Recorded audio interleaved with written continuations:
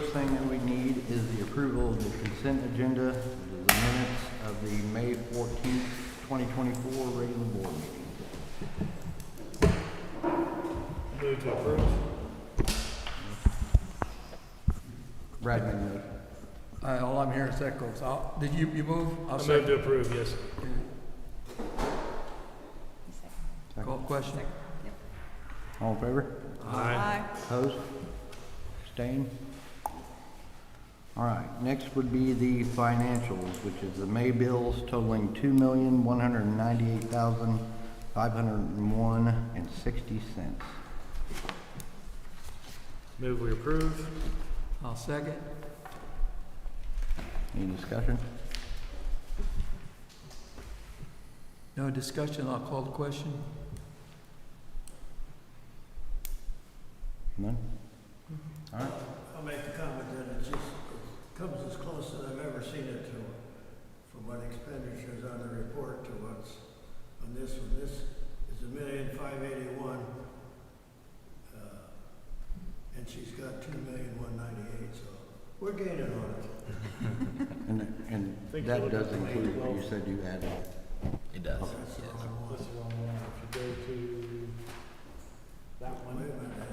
Okay, I It's the think same. that was right. It's identical. it's the same. It's the same. Yeah, I remember seeing that. I wonder what. Yeah, those two numbers match, believe it or not. That's what we're looking for. All right, all in favor? Aye. Opposed? Next, we have the adoption of the agenda for the remainder of the meeting. So moved. Second. Question?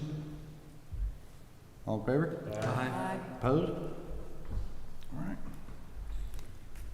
I don't have anything down, but Brian usually takes a minute for public comment, so, but I guess there is no public here. Hi, everybody. All right, so we'll just get right to it. We have spotlights, we have Greg Woodring. Greg's kind of a report as well as a spotlight with all that he's done with safety and security Okay. for us. So I've been looking forward to this. He's just been busy doing a lot of coaching. So thanks for coming out. Yeah, I thank you guys for moving me back. Last month I was trying to win a district championship, but we kind of fell short there a little bit, unfortunately. But ready to go for this month with the safety meeting. First slide here, we have some of the accomplishments that we've got through this year. One thing was the Z-Lock installation with the help of Jason Pursley. I think we got close to around 200 Z-Locks put in throughout the district this year. The school safety specialist meeting, myself and William McMillan, one of our SROs at the high school, attended this past January, I think. And we're able to get that school specialist training done for the district. We look to try to implement more going forward. The next one is district safety meetings. We were starting to do more with our district-wide people, trying to introduce the law enforcement and fire department and emergency services into our district to find out things that we could help them with if they ever did have to respond to one of our buildings. Trying to get on the same page and some of the same language that we can be with them. We did have several groups that came in this year. We look forward to doing that again next year. We had the ALICE certification, CPI certification. Myself and William McMillan both got the ALICE certification this past, I think it was in March. And then the CPI certification, I was able to attend that in December right before Christmas break. That helps Sam Gibson at this time is the only one in the district that had that CPI certification. So this allows both of us to be able to work in that facet for our district. Greg, what's Alice? ALICE is like our active shooter training. It is a presentation that we do with our staff throughout usually at the beginning of the year to help protect and reinforce some of the things that we would do in those situations. Thank you. The EOP flow chart revamping, that is kind of what I passed out there on the docket for you. This was brought forth in our PDC Safety Day. It is something that I've been working on this year. Some of our EOP flow charts that we've had in the buildings are quite old. I know some there at Beaker that I have been in touch with are 10 years possibly outdated. So now we're going to try to update those for every district or every district employee in every room that is in the district. That would be approximately about 350 flow charts that we're going to make this summer and get those into our teachers' hands. Some of the little aspects of those, it's going to have all our emergency contacts on it. If you're familiar with being in the classroom, the red and the green says, hey, we got all of our kids. We do not have our kids, I have a problem. The next is a secure and teach. Some of these things are going to be the same things that are going to be listed with our fire department and our police department. They're going to be on the same path with these so that they understand what situation our district is in at the time. We have a hold and soft lockdown that is introduced into our classrooms. This could be a simple altercation in the hallway where we need teachers just kind of hold their kids in the classroom. Nothing severe at that time. You also have an evacuation, gives teachers a detailed list on what it looks like to evacuate their building and what we're expecting and what those situations might be.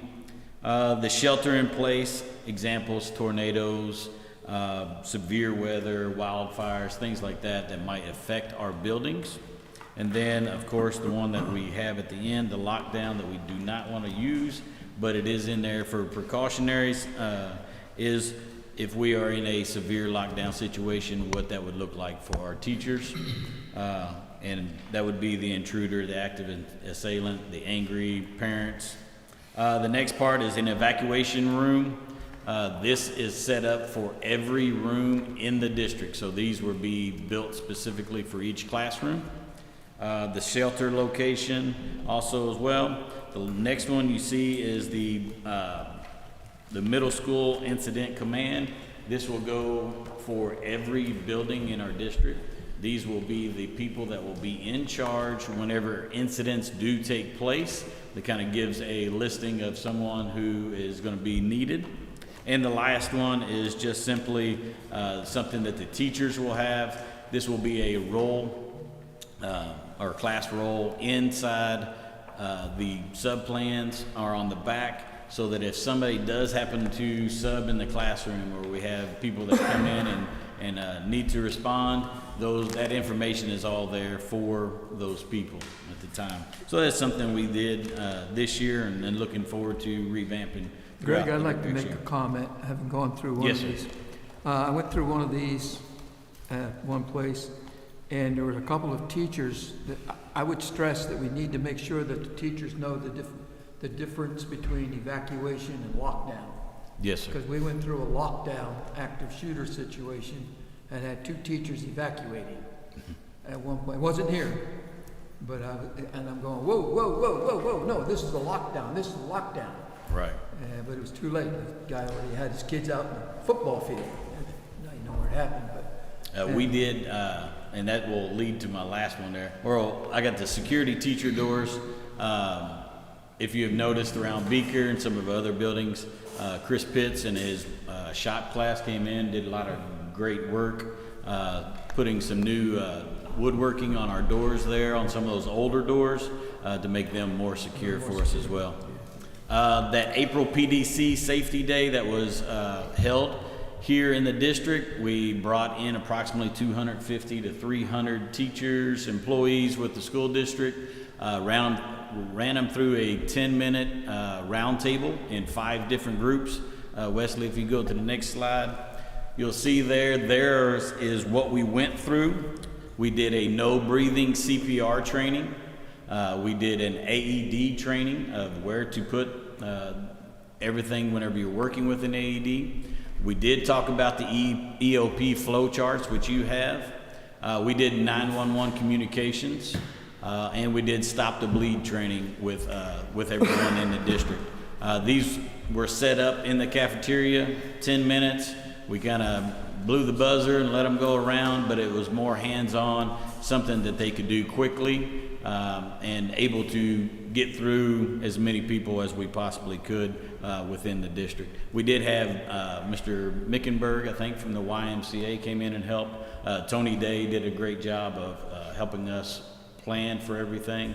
And I think Stacy Smith came over from 911 Communications to work with us that day as well. The next one, next slide there. This was our rating for that day, and as you can see, we had approximately 90 people return our survey, 58%. Over half was excellent. The other almost half was good. We did have, some people that were in the poor, so you can't please everybody, but we know that we will continue to work to try to do better on that safety day the next time we have one. When you get on the school board. The next slide is some of our school expectations going into the future, what we would like to work on. We want to continue our district safety and security meetings, bringing in those SROs, the law enforcement, fire department, emergency service plannings. Building specific safety meetings. This will be a meeting that I sit down with the principals and those on the incident command within that building to talk about how their drills went, things that we might need to discuss on what we could make better with those drills as well. There is a visitor security protocol training that I'd like to do with our secretaries going into the next year.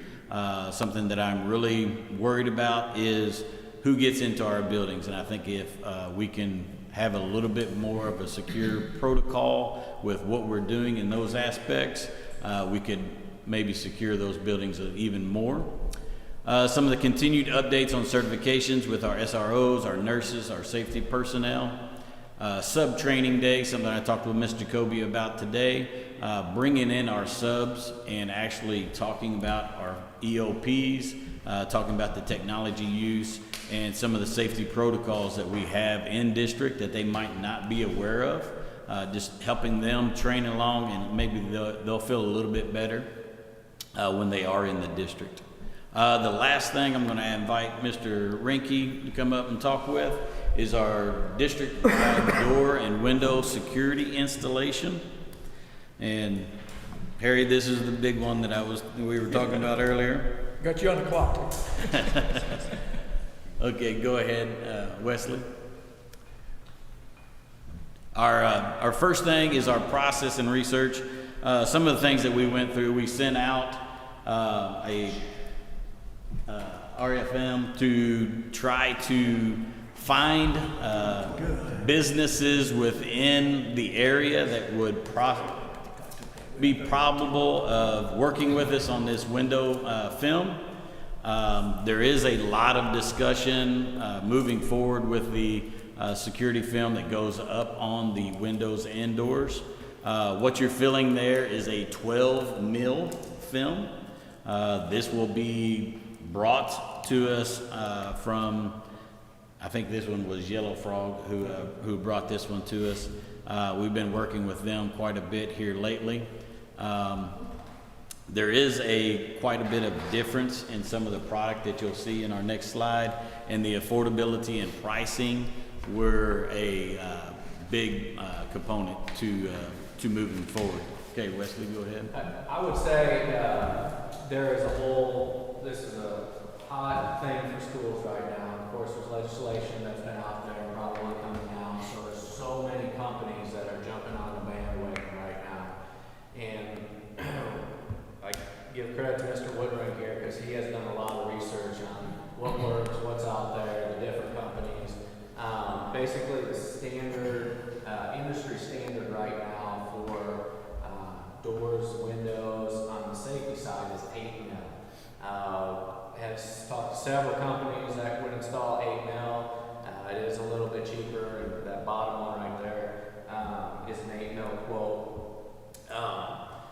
And 8 mil works just fine, but when you start getting up to the 10 and 12 mil, it works a lot better. I mean, if you see some of the examples of throwing rocks through windows, people trying to hammers trying to go through it. So really feel comfortable with just upping that for our buildings. So talked to several different companies. At the end of the day, these, I don't mean to take over. Bro, I'm you're sorry. fine, you're fine. These were the basic three. We got 3 bids back, and you can go from a 6 mil all the way to a 64 mil. Of course, when you get to the 64 mil, you're talking about 60. I don't know. I think it was It's $209 like a square foot. Yeah, $209 a square foot. Well, it almost puts that out of affordability for not only us, but any school district, you know, in the state. So we really looked at the companies that have done this before, that have been in the business, talked to some different other schools that we know that they are putting their product on, and then of course we wanted the thickest and most protected we could go for the affordability for the district. And then so we did receive 3 quotes back. The last one there was for the industry standard 8 mil, and that came back for our buildings at $140,256. Now, when I talk about the buildings, I have a packet, and if anybody wants to see, it's about this thick. I'm going to scan it all and get it in one packet, because it truly goes through every window of the district, and every door, so a lot of measuring. The middle one, Safe Haven Defense, gave us a quote. They did not come and measure, but we kind of could figure out from the dimensions that we worked with.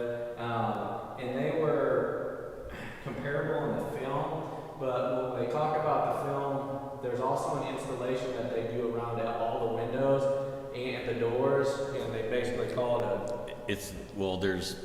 There are 2 different types, but it's almost like a caulking that goes around with each window film that's put up, so it kind of lasts and it gets that durability. If you just put a film up and don't have the caulking on, then you just bust out the sides and there's not much protection. basically that caulking locks it into the frame. So Safe Haven Defense, you can see those quotes are comparable with the top one, but that also does not include any caulking. So anything above that, you can imagine, is $473 a linear foot. So you can think of all our windows and doors we have in the district, and add $4 and then basically $5 a linear foot. So that company is good, but they're very expensive. So the one we're going to recommend that we go with, I've had some great talks with that company. They're doing some other schools in the area right now. We worked through, he came and measured pretty much every window in this district, walked around with Mr. Woodring, and they're very affordable for the product. And then what he suggested is we do the 12 mil, which you guys have an example on all our windows, on all our ground level windows, and then you can see that 24. that was 29 a square foot. But what they do on their doors and all entry windows is they actually put a double layer on it. So you have 24 mil, and he suggested that. And so that would be $49 a square foot. Will they go front and back or just one side? It would be front and back. So basically, when it comes down to it, there's a lot of numbers that go along with this. We're right around $272,000, a little bit more than that. We're probably going to get into a couple windows that we didn't catch somewhere in the district that we're probably going to add on to that somewhere, or we figured maybe this one should be an entry door and double up on that. But that's going to be the estimate, pretty much a real close estimation working with the company. So moving forward, the funds for this we will is out of our levy, and that was earmarked for the safety and security grant, or the safety and security portion of those funds. So we're going to recommend that we go with Safety Solutions by Yellow Frog, and then if that's approved tonight, when we get to the agenda, I'll work on a contract with them and bring that in your consent agenda next month, and then we're going to get things rolling. So. What's the installation time? How long does it take? Will it be all done by when school starts? He would not this August, but what he would like to do is he would like to get done by December, definitely by spring break. He's currently working on another school right now, so we're kind of caught him in between. This is definitely be the biggest job that he has done, but he is working on another school district close to us right now. So it's gonna take some time to get all the windows open, the spirit covered. Good. Anybody else have any questions? All right. And if you have any other questions for me? Okay. Thank you, guys. Thank you, Mr. Woodring.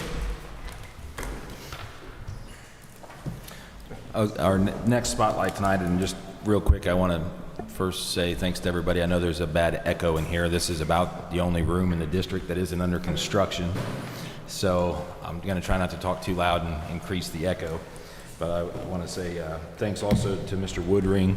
I know that it probably has seemed a little slow on safety and security, except for the Z-locks, but there's been a lot of work, and I just want to explain some of his acronyms, like the emergency operation plans. We talked a lot about that in the last 2 years, I feel like, in needing to synchronize our plans and responses, and that was a ton of work, so I'm grateful to the board for creating his position, and he has done a phenomenal job getting that synchronized and working with our emergency personnel, along with all the other things that he mentioned, like the trainings that are going on with our staff. I just don't think you can overtrain for the kind of emergencies that we see more and more.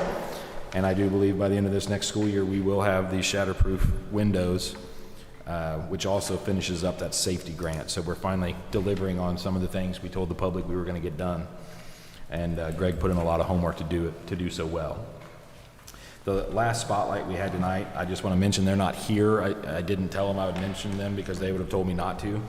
But as we get into financials tonight and we approve budget, Deborah Kaiser, our new accounts payable bookkeeper person with Jennifer Smith, and Grace Durham in her role where she's helping us with a lot of the finances. We have covered more ground in the last 3 months with the district's finances than I've seen any team do in a whole year before. And I'm really proud of all of them. We couldn't have accomplished it without them, so I just wanted to acknowledge them along with Mr. Woodring and thank them all for what they've done. And then I talk next to you, don't I? Your report's up next anyway, you might as well just keep the hot mic. If you guys don't mind, because of the echo, we'll go ahead and put my presentation up on the screen, and I'm going to use this microphone right here. So, I'm too tall for that one anyway. You can't hear me as well. My report's pretty quick tonight. We'll jump right into it. And first, I want to summarize all of our building principals and administration gave summaries of the buildings that they're responsible for. And I just want to recognize some of the work that they've done.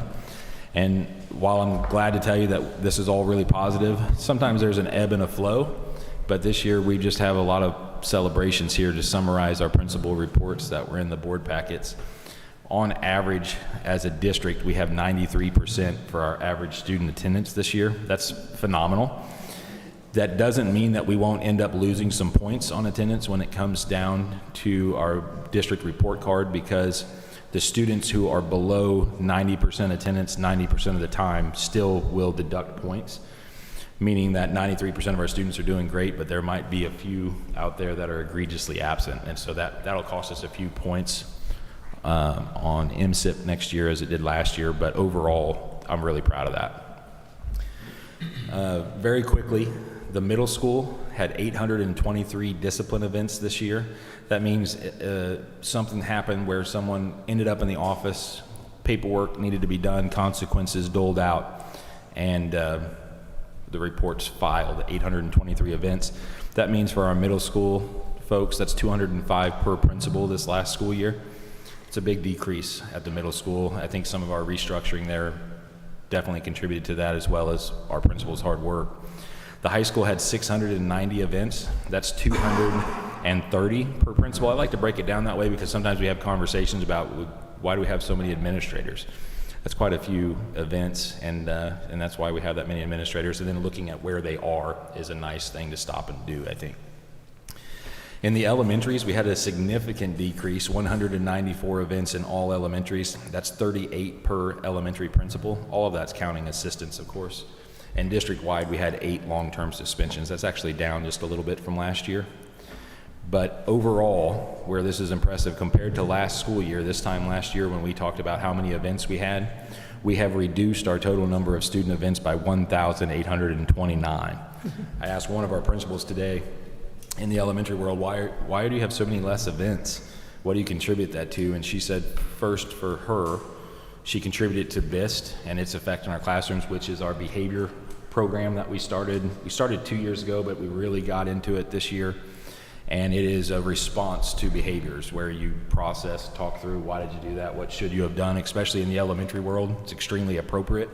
And it is happening in lieu of just going to the principal's office in a lot of instances. So I think that's pretty positive. I also think the long-term suspensions, though 8 is a lot, sometimes there are students that our 4 walls just aren't the best solution for, and many of those decisions were made with parents collectively, and sometimes that's best for everybody involved, including the student that maybe is going to get educated in a different environment. So that's a recap of that. Very quickly, our surplus auction wrapped up. And we will ratify that tonight with a vote, but that all wrapped up pretty well with our sealed bid approach. And I want to tell you that a goal that I have for us to discuss this month and a lot more next month probably is the district's going to need to look at another district passenger van, and that's something we'll probably use some of these surplus dollars from the last 2 summers for. And long term, we need to replace some maintenance vehicles that are getting pretty rusted out. So those are goals for our surplus dollars. To something that has some pros as well as cons here, transportation. Tonight, one of the motions that come to the Board of Education is to approve increasing our radius for bus pickup. Last month, in a first reading, I proposed a 2-mile radius for middle school and high school. Secondary, we're not going to increase it for elementary.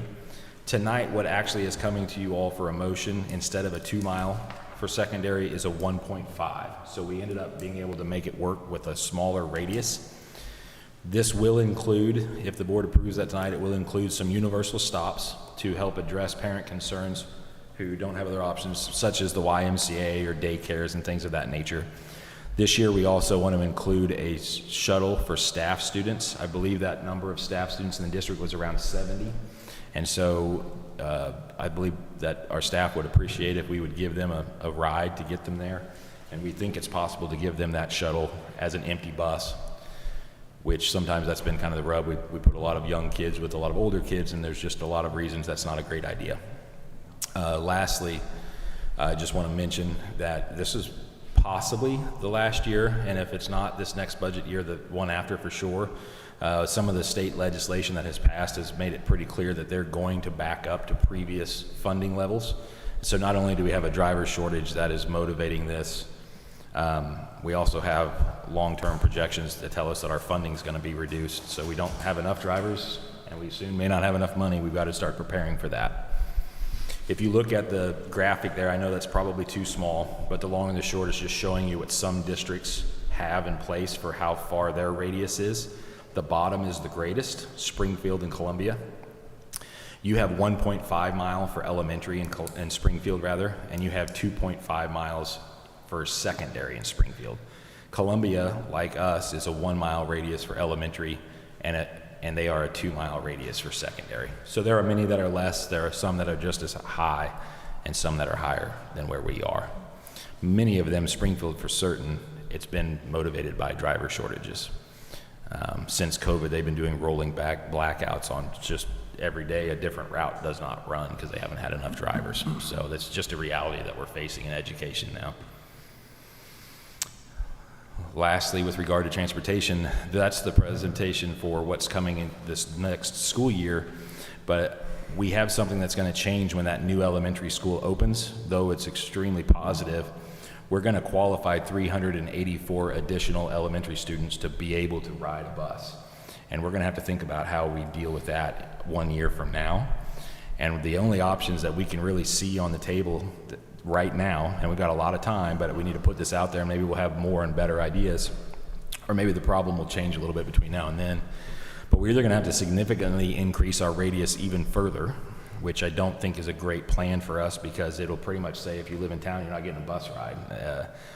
if we want to get them here and keep that attendance, we're going to have to give bus rides to some kids in town. So that's an idea that I struggle with. The other one, which I also struggle with, but it may be the better of the two scenarios we have right now, is to come back to that conversation about staggering our start times. If we have a staff shuttle that's working and child supervision to help with this stagger, then we may get to a scenario where we just have to think about running our buses twice. We reworked our bus driver pay schedule this year to kind of prepare for that possibility. But right now, these are the two best plans we can think of when we need to find a bus ride for 384 additional students, and we're already short. This would get us down significantly on the number of drivers we need for the district. What are some of the drawbacks to the staggered start? The biggest drawback that I can think of would be for a parent who might depend on one child to watch another at home, which would be where we might have to think about some kind of a child care option, because we've got to keep these kiddos safe, but I think there's ways to do that. The other one is for our staff. If I come to work and the other building doesn't start for 30 minutes, what do I do with my children? And that's where we could probably, again, think of a way to help them with that. Any other questions about that before we go on? I'm nearly done. A little bit of financial stuff for tonight. Construction financials. We've got a few months under our belt here.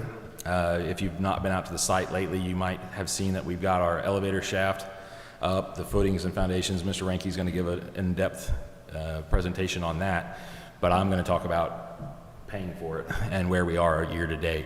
Monthly, we make construction payments around the 15th. I actually just made June's a little early today to give you a figure that's up to date for the month of June. And the main three vendors that we're paying are Navitas, who's doing our energy work, Nabholz, who's our construction manager at risk, and Insight Design, who did our architecture. Year to date on this project, we have spent $5.1 million. And I'm very happy to tell you and thankful to you guys for some decisions you made since last meeting until today.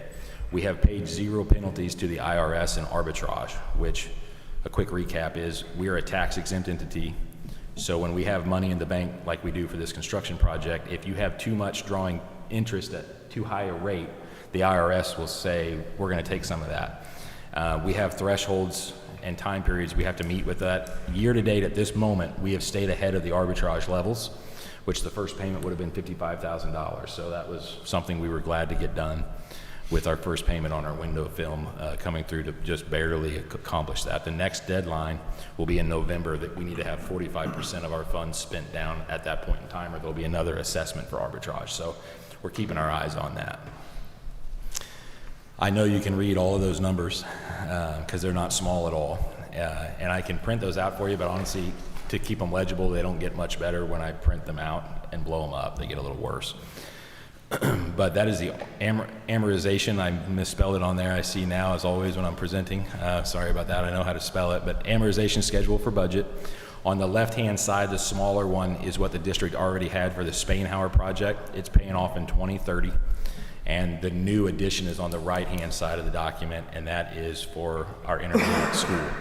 Next year, these payments combined are built into your budget, just a little over $4 million next year. Next year will be the highest year in payments for the next 5. And then in 2030, we'll drop off about $1 million a year, and that'll carry out that new project until it's paid off. So it's a steep payment. Took a little working in the budget, but it's built in, and we're still not deficit spending, I'm glad to say. Preview of the budget here, just some quick things. What the board's going to vote on tonight is $35.7 million in revenue for next year's budget that we predict we will have. And you're going to vote on expenditures of $35.7 million. So, like I said, not a deficit budget. We're projecting a positive budget. We always assume revenues conservatively. They may be a little higher, maybe a little better off than that, unless something really expensive breaks. There's no crystal ball.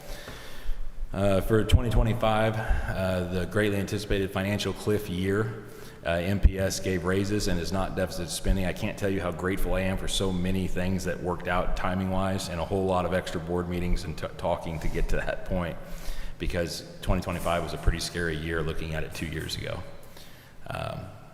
And we are optimistic with this budget that MPS will continue building that reserve, which with the economic forecast the next few years, would be wise to do. We have a set minimum of 20% reserve, and we didn't set a maximum, and we're trying to build that up, and I believe next year's budget will continue to increase that reserve, which I think is wise. This, I'm not going to read all that word for word. I'm going to give you a quick summary. I'm really pleased with our IT department, CTS, and Wesley, and everybody's work, and soon our librarians and their support staff. We're barcoding all computer devices in the district this year. It's going to work through the software, kind of a sister software to how we check out books in the library. It's going to be really great that we track our devices, but I'm very concerned when we start saying for the first time since COVID to our parents and our students, you broke that device, it costs whatever, $300 is what a lot of them cost. And I thought it would be proactive of us to consider an insurance policy. So with a little counsel from our legal advisors, we have created this approach where we're going to offer an optional, it's not mandatory, an optional student insurance policy this upcoming year. And it'll be available to students for $15 in the elementary grades and for $35 in grades 6 through 12. Now, if every single student opts into that and pays that amount, we will still not be able to cover how many devices were broken this year when we were not tracking it well. So this is not a making money prospect. It's just to help parents out with a little preventative investment.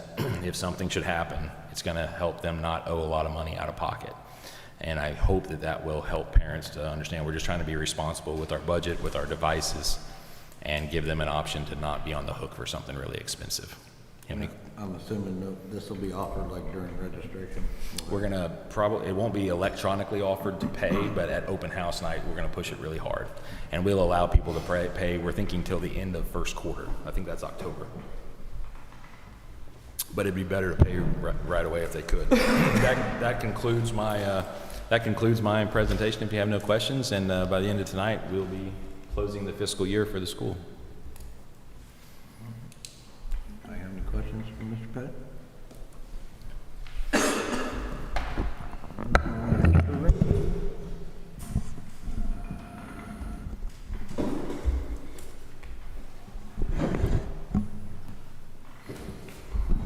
I'll stay seated too here. I think it's working okay in this room.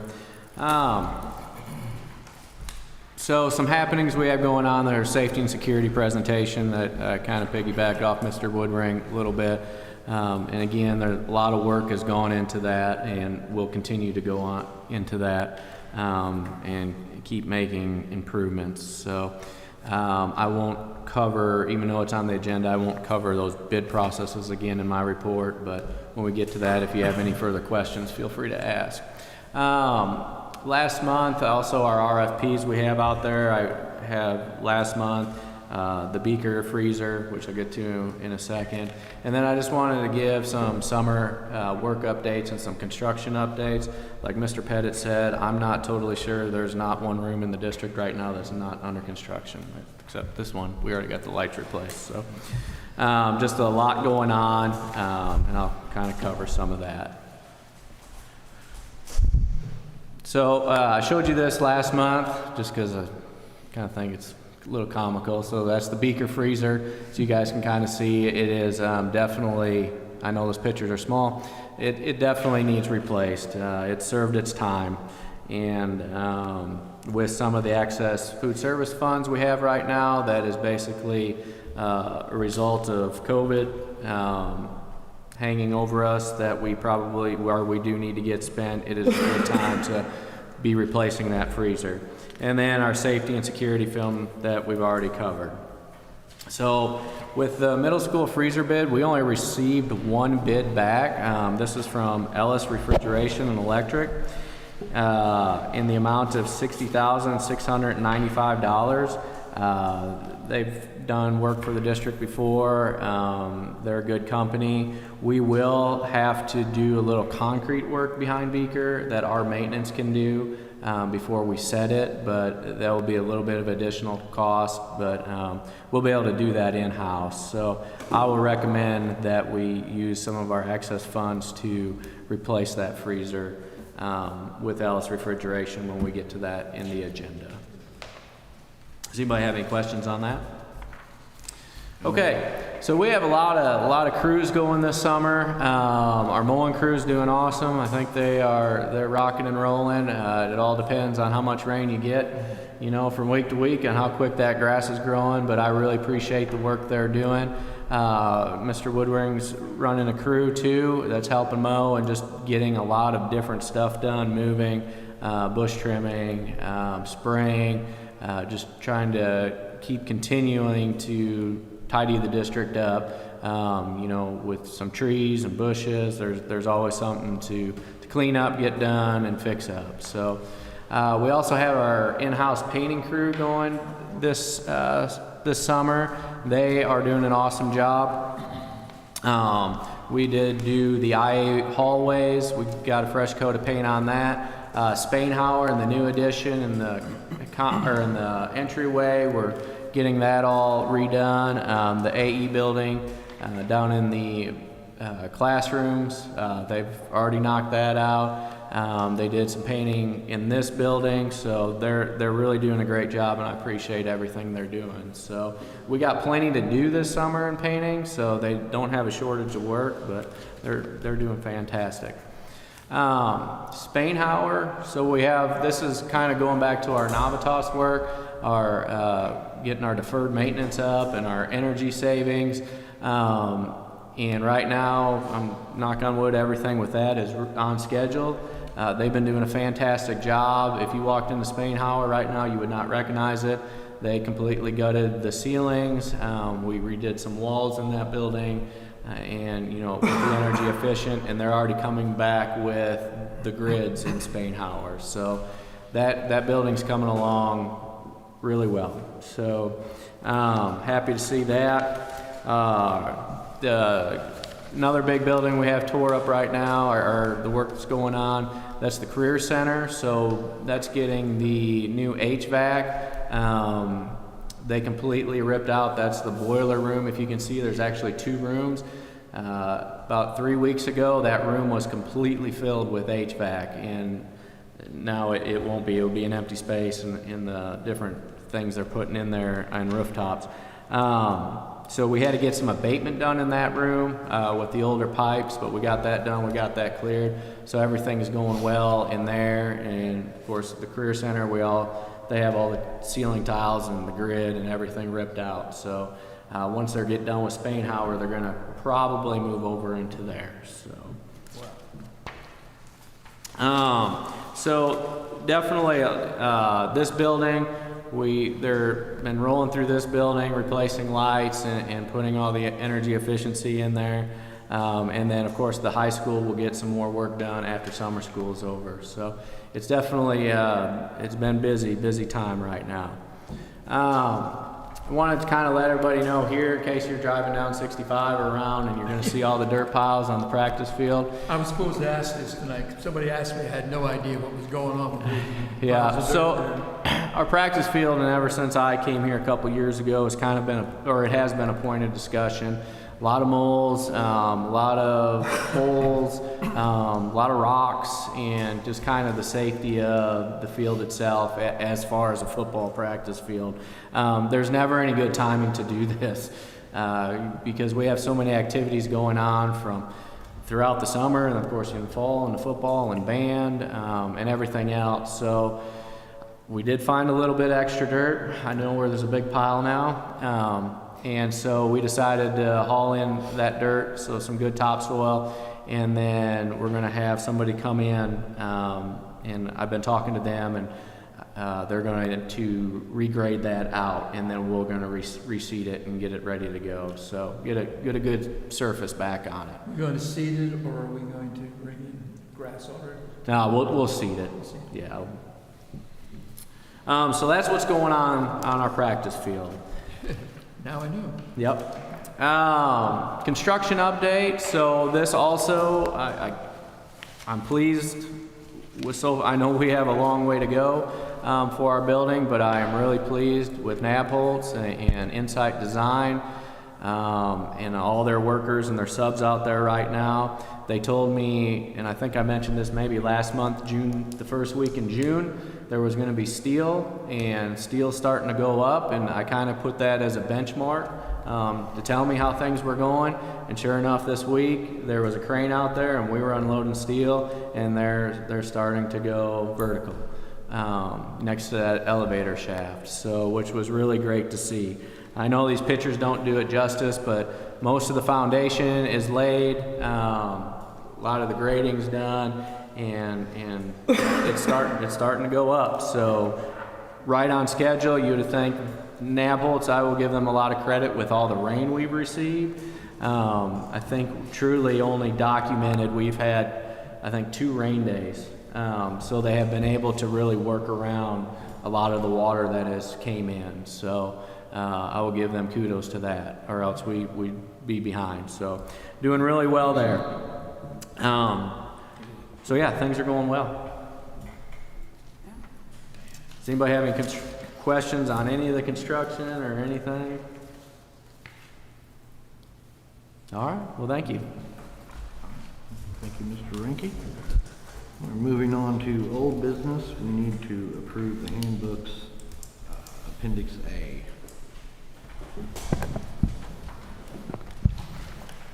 Nothing's changed since last month, except I added a paragraph, as I shared with you all, about the insurance policy and the computers.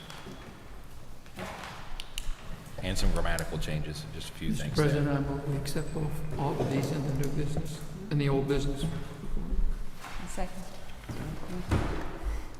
Any other discussion? Okay. All in favor? Aye. Aye. Opposed? Abstained? All right, we need to approve all job descriptions, Appendix B. Again, no surprises since last shared. They come to you in 3 phases for your viewing pleasure, and just ready to make them official. So move. Second. Question? All in favor? Aye. Aye. Opposed? So I tried to get all 4 of them at the same time, but that's all right. We need to approve to ratify the surplus sale. So move. Second. Yes, that's the Careful. equipment we just sold. I got Harry Carroll motion, Brad Shepherd second. Mona can chase around. All right, all in favor? Aye. Opposed? Abstained? All right. Need to approve moving the secondary radius to 1.5 miles for transportation. So move. Second. Any discussion? All in favor? Aye. Opposed? Abstained? Moving on to new business. We need to approve the fiscal year budget. I shall move. Second. Doesn't make it easy on a new guy tonight. All right, any discussion about the budget at all? Spending that kind of money, yeah, right. Sure. I noticed you sat closest to the door there. Call a question. All right. All in favor? Aye. Aye. Opposed? Abstained? Next, we need to set the fiscal year 2024 budget. This is basically setting, these next couple motions, I'll give you a quick explanation, but this is setting the actuals to the budgeted amount should we find a slight discrepancy in the next couple or of a similar nature to avoid a special meeting. You're basically giving us the autonomy to close out the month after tonight's meeting. I shall move, we accept. I second. Does that need to be, So is there any Worded. special language that needs to be? does that need to be worded Just as- specifically that way? Just that way as stated in the minutes, yeah. To set the fiscal year 24 budget at the same amount per accounting code as the actuals for the 23-24 fiscal year. Like that. Okay. I have a motion and a second already. I second. Did you motion? I did, I think. Yeah. I second. I just assumed them all. Okay. All right, all in favor? Aye. Opposed? All right, next we need to set the teacher fund at no less than 0. And I believe teacher fund is Fund 1. Are we on C? It'll be from 1 to 2, actually, Okay. Are we at C? or 2 to 4. Yeah, we're on C. So moved. I have a motion, have a second? Second. Oh, okay. Who was the motion on that one? Harry. Harry. Okay, and Harry was the motion, okay. All right, all in favor? Aye. Opposed? Next, we need to transfer funds from Fund 1 to Fund 4. So moved. Second. That's all up to date now. That's up to date. That's your annual water transfer. We had one last month from 2020. This is for this fiscal year, and it'll be up to date. Up to date. Yes, sir, that'll be correct. All right, all in favor? Aye. Aye. Aye. Opposed? All right, next we need to authorize payment of remaining fiscal year 2024 obligations. So moved. Second. Question? All in favor? Aye. Aye. Aye. Opposed? All right. Next, we need to approve fund transfer from Fund 1 to Fund 4 for the maximum allowable $45,595 for the fiscal year 23 and fiscal year 24, $51,995. So moved. Second. Question?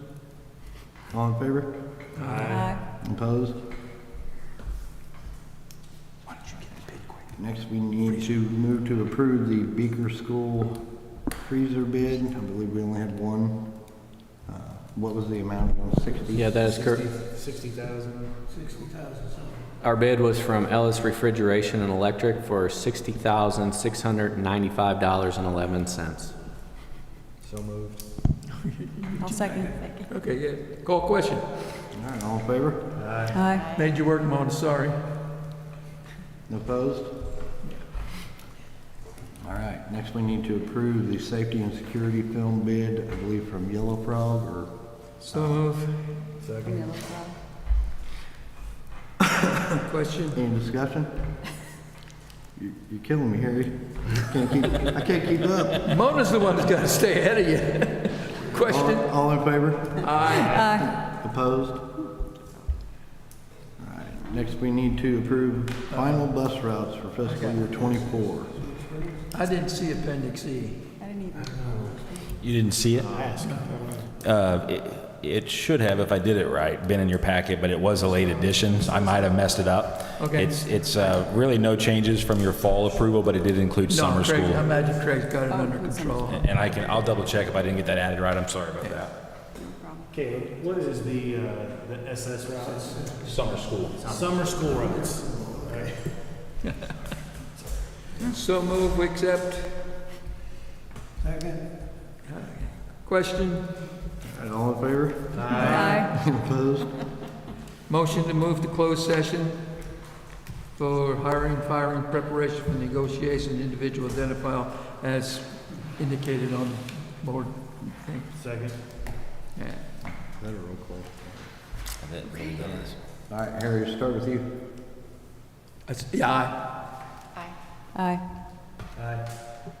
Aye. I will. All right, do I get to do this?